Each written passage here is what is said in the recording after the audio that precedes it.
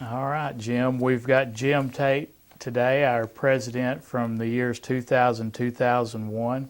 Good to have you today, Jim. Thank you, David. Okay.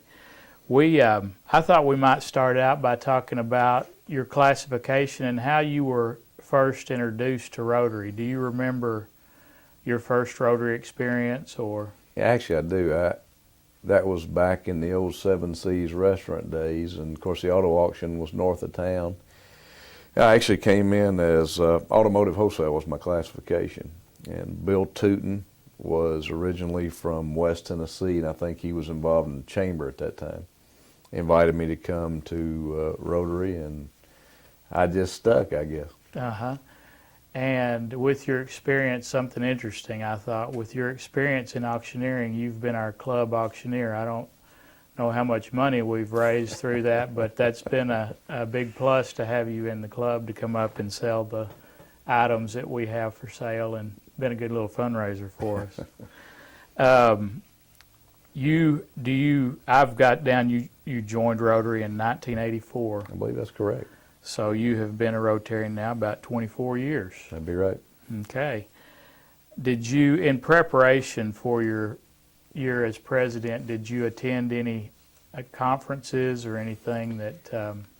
You know, I really didn't, David. I think I did go with Dick Weaver. He was my general president before I came in, and I think I went with Dick maybe to Barkley for some kind of a district conference or something like that. But as far as formal training, I didn't. I enjoyed being on the board. We had a very strong board at that time, and still do. I don't mean it that way, but it was a very aggressive club, and Dick gave me a lot of direction, and Lee Perry was my secretary. And actually, I had told her that if she was not going to stay and be secretary for me, I was not going to take the presidency that year. And she said she wouldn't, but she did, bless her heart. And she was, man, I'm telling you, I thought I was a fireball, but she kept me in a focus, and we had a plan, and everything worked. That support the support that you have is so important. I know from the year I was president, as I look back, all of the people that were working, and getting things done, and you have to have that good support. When at some of the awards, we talked a little bit before we came on about some of the awards that we were recognized with. You want to, Sure. During your year as president? It was an exciting year. As you well know, we're blessed with a very active club of Rotarians. I mean, they get behind projects, and if they believe in them, they work hard.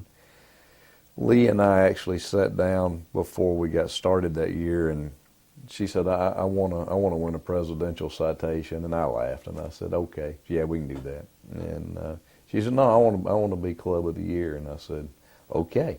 So we really actually got down and truthfully set out a format of what we wanted to do, what we wanted to accomplish, what we had to do to accomplish that. And literally she kept me on track and focused, and we were lucky enough to get, I think the slogan that year was create awareness, take action. Mm-hmm. And we actually did get the District 6710 Club of the Year and the Presidential Award as well. So we were happy, she was happy. Now, notice she took off after that. So yeah. I don't know. Probably had to go back to work. Yeah, and it's hard because we do have, everybody in that club's busy at work, and it's hard to find time to fit it in, but it's a good feeling in the end. Right. One of the major projects that our club has ever undertaken, probably the biggest project since I've been a Rotarian was Soapbox Derby, which you- Soapbox was great, man.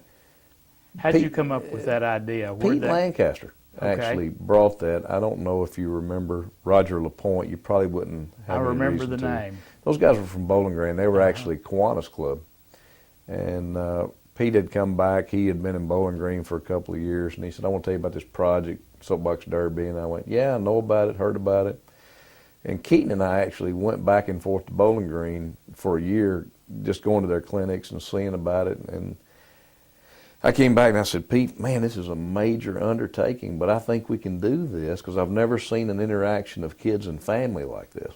So we met with Roger quite a few times, went to Akron a few times. And Cleaver was gracious enough to say, I think I can build this ramp. And I went and sat down at that time with the Dorns. It was People's Bank. They agreed to financially back us for the project because the first year, truthfully, we spent, oh man, over $20,000, I'm sure, getting equipment, getting cars, and the public loved it, and the club loved it, and Thumper Gilson, golly, couldn't have made it without Thumper. He was major in getting Soapbox Derby off the ground, and I think is still involved today. Mm-hmm. And the real purpose behind the project is, like you said, to get families together working on a project. And as you go to the Derby here in town and watch the families all sitting together and watching the dads or the moms and the sons and daughters working on their cars together, That's true. You know, that's what it's all about. And we have had success even beyond Murray. I think some of the kids have gone to Akron and done pretty well, hadn't they? They have. I mean, they've had a ball. It's a great experience. They meet people from Japan, Europe, everywhere at Soapbox Derby International. I mean, it's a fantastic experience for them. But Murray got behind that. I'll never forget Donnie Elias telling me, you're not realizing how many people are in Murray on that day. We were all so busy as Rotarians, it was hard to see that we actually had 2,000 or 3,000 people there. Right. And that's amazing. We had people from Colorado actually coming in and donating money to us to sponsor kids. I mean, these people had no ties in Murray. They just came in, loved the project, and said, I'm going to buy some kits, get some kids. And they still sponsor it today, as far as I know. It's still very exciting time, and I don't know how many cars we ran or run, but it involves a lot of families. I mean, as a whole, we involved close to 100 kids, so it was a lot of fun. A lot of work, but a lot of fun. On a little fun side of that was what did y'all call the adult cars that you'd raced the night before? Oil cans. Oil cans. That was a blast. I think the first year, Ken Purcell and I, he was a Lions Club president, and I actually went down to race him, broke a steering cable and veered over and bumped him. He thought I was having fun with him, so he came back and bumped me and took my other cable off. So I didn't have any steering going 30 miles an hour down that hill. Well, you know what? I was there that day, and I thought you were bumping him for fun too. So that wasn't for fun, but it was a lot of fun. Yeah.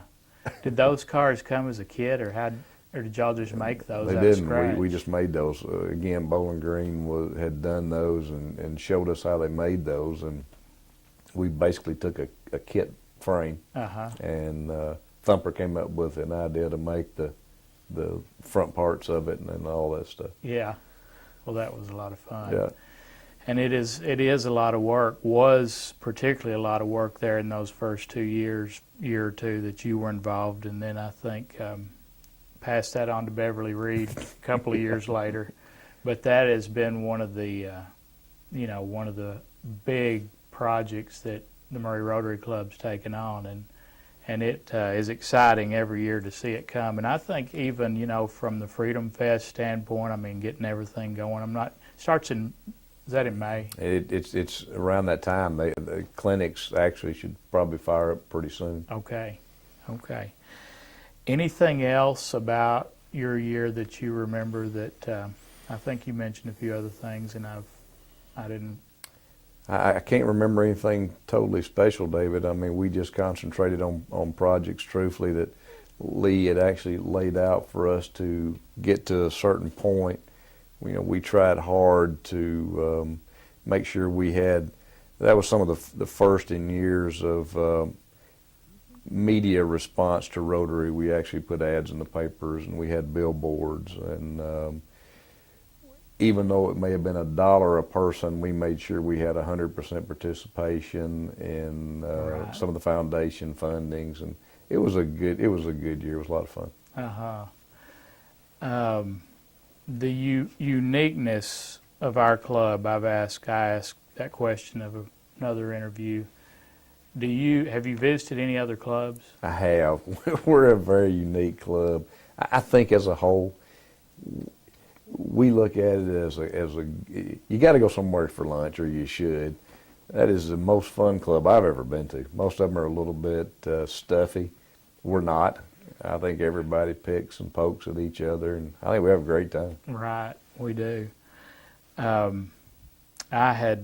was sitting here thinking about, as you were talking about the Rotary and the foundation, and every year, and they take a theme, and obviously polio has been a huge endeavor, and do you have any thoughts about the foundation as a whole, about worldwide Rotary, about? I think we've done a great job as a presence internationally. I mean, to basically eradicate polio has just been miraculous. The Dam project we're working on now, right. I mean, that's major again. I think our club, and I don't know totally the statistics, but you know, we have a very large amount of Paul Harris Fellows in our club. I remember being seated for that years ago and finished that up when I became president. But Murray Rotary is an amazing club. They get a lot accomplished. And I mean, I've known we've tried some breakfast things and this, that, and the other. I think we've done well going into Rotaract. I think the university club is growing. So again, Murray Rotary is a very unique club. I think it's one of the most organized clubs I've been to, and get more done than anyone I've seen. Mm-hmm. It is a process to become president, and I think it was 7 years when you and I were involved, and that seemed like an eternity. And then I think, and you can comment on this, but it's almost, you work so hard for 7, I mean, it kind of builds up to those last couple of years when you're involved in special projects, and then you're president, and then in your case, I admired you and I watched you and I thought, well, Jim will just go on forever, but at some point it's like you kind of crash on all that hard work, and it's time for a new generation to come up. You do. I think that's in the rotation of the board at that time. I actually backed up. I was excited that we had some females in the club, because I was in the club when we had the first women, and it was a big deal because, hey, we couldn't join the women's club, but they could join our club, and it was really a little bit touchy there for a while. Yeah. And then everybody started just kind of having some fun with it, and it rolled out. But we have a great group of women in our club, and I actually backed up an extra year. I wasn't ready to do it. And I think it may have been maybe Betty Boston. I think it was. She ran in there before me, did a great job. And again, she's a very organized person. So it makes you a little nervous when you jump in there and you think, oh, here's what just took place. Now I've got to do this. But it was different times, and everything has gone well for the Murray Rotary Club. Yes, it has. And those, looking back on, I was on the board when you were president through the process, and those were exciting times, and I really couldn't differentiate really between, there were so many things going on. We talked about the Glowing Balls golf tournament. That was fun. I played in a group with a guy, and I'm not going to say his name because I don't want to embarrass him, but he teed the ball up, and he swung, and he missed. Of course, everybody played, so it didn't matter if you played golf or didn't play golf. You were out there that That's night. right. And I'll bet he swung 30 times. I was on the ground. I was rolling. He was frustrated, and he was trying to hit that little glowing ball, and he couldn't hit it for anything in the world. But that was a neat little, and I don't know why we didn't continue with that, but that was a neat It was. neat experience was. for us. Let's see here. Regarding the motto and the four-way test, do you apply that in your business and your? Yeah, I mean, I think I try to do that, and I think it's a great rule of thumb to run by.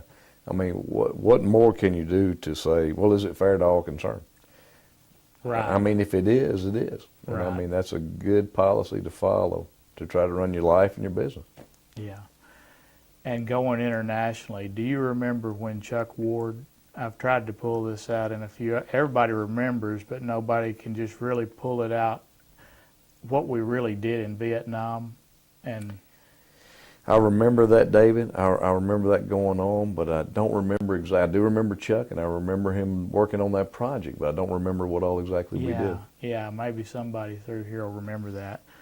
We talked some about how the four-way test and service above self doesn't cross religious boundaries. It's non-threatening. I agree. I think Rotary worldwide is growing, and I think a lot of those principles, you can apply if you're communist or whatever. Yeah, I agree. And I think Rotary's always going to have a big presence. Murray, again, has a lot of great civic organizations, but I do think the one that you hear about the most is the Murray Rotary Club. I think those people really get involved in the community, in their lives, in their business. I just think they really get things done and get them accomplished, and when they set their mind on something, it's pretty well going to happen. Yeah. I was trying to think of a few of the things that we've done as you were talking. I was thinking about the defibrillator. We right. were one of the first That's right. ones to start Well, to put that in the RSEC, didn't we? I think that's probably right. If you remember Billington, it was Owen, wasn't it, that had the problem at 7 Seas. Right. And the defibrillator actually probably saved his life, I guess. And that's when we got behind that project. Right. Dick Weaver, another project that came up, I think, when I was president, was the amphitheater. Okay. Dick was determined that we were going to have that amphitheater. It got derailed a little bit when he was president, and he came and talked to me, and he said, will you help me do this? And I said, absolutely. Yeah. Because he'd been super to help me get some things done. Hey, we got the amphitheater. Right. We filled up the tree park. Filled up the tree park. I hope I don't need my tree anytime soon. Yeah. But it's there for you when you do. That's right. And got markers on all of and hauled in the big stones. And right. Amphitheater's beautiful. The tree park's beautiful.